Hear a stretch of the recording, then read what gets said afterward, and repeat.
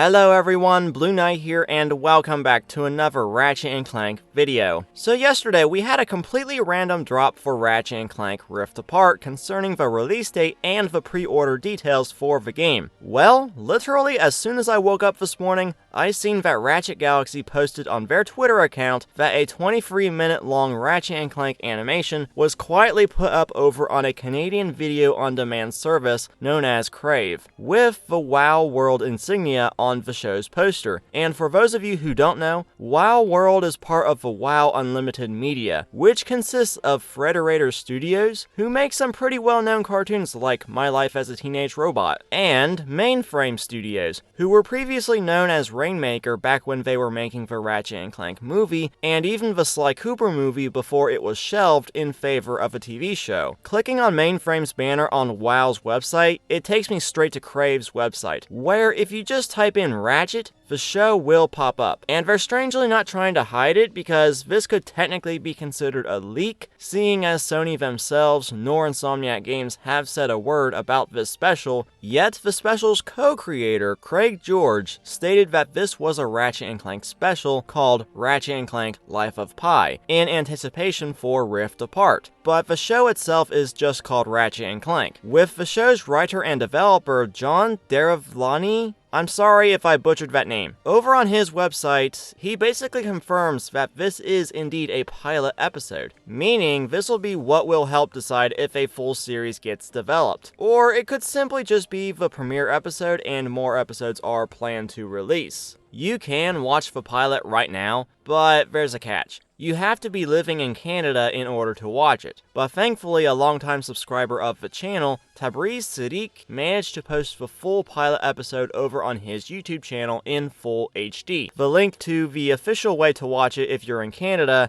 will also be down in the description below. But right now, I'm just going to go ahead and give you my full thoughts on this pilot episode. And don't worry, I'll try to be as spoiler-free as possible. The special, or pilot, or whatever you want to call it, I really enjoyed, way more than I did the movie, which funnily enough, features almost the exact same models as the movie. I mean, Mainframe were the ones developing this pilot episode, so it's completely understandable. But I'm just amazed that Sony would even allow these guys to have another chance at bringing the Ratchet & Clank series to a format outside of the games again after the whole movie fiasco, despite already having their own studio, PlayStation Originals, to handle adapting PlayStation IPs into movies and TV shows. But seeing this also gives me some hope that Sly Cooper isn't quite out of the game just yet. At least for the movie and TV show anyways. Just not from Mainframe at least. Because they sold off their assets they had for Sly Cooper, assumably to Technicolor and then back to Sony. Anyways, the humor in this pilot episode is actually pretty spot on, and it's way better than the movie's humor. This, combined with all the nice nods to past games, especially in the weapons department, with gems like the Groovatron, all the way to the old school weapons that never made it past the PS2 era, like the Suck Cannon and the Taunter, all that really makes for a great treat.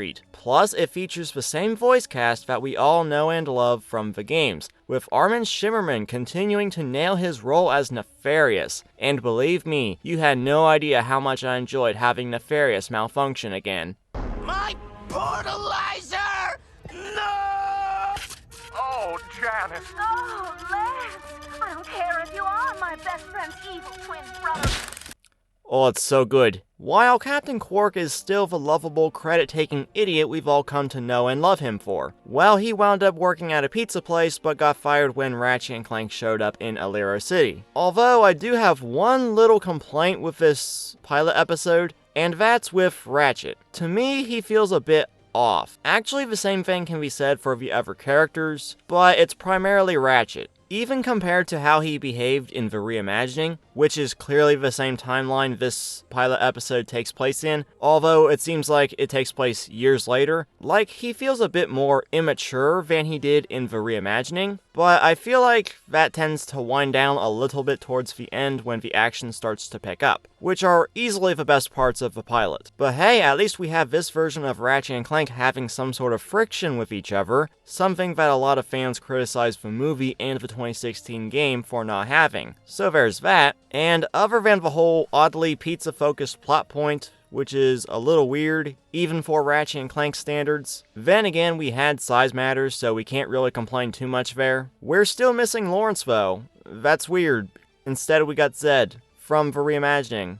Okay, I still prefer Lawrence, but hey, at least Nefarious still malfunctions. Anyways, I do really like the fact that it's tackling dimensions to tie into Rift Apart's launch in June, with Nefarious's Portalizer, which is not to be confused with the Dimensionator Nefarious uses in Rift Apart. It's definitely not as powerful of a device. So I can basically see this serving as some kind of prologue of sorts to Rift Apart, which honestly reminds me of what Sony did with Sly Cooper Thieves in Time back in 2013, where they released the Timing is Everything short. Except in Ratchet's case, this looks to be the start of a full-blown series. But I'm just hoping that, even though this pilot episode takes place within the reimagining timeline, and if it does get greenlit for an entire series, I'm really hoping we have some character development for Ratchet's character, so he behaves a bit more like how he does in Rift Apart, which is basically a result of him coming to terms with and maturing through all the things him and Clank have went through together in the pre-reimagining games. So I'm just going to leave the video with this.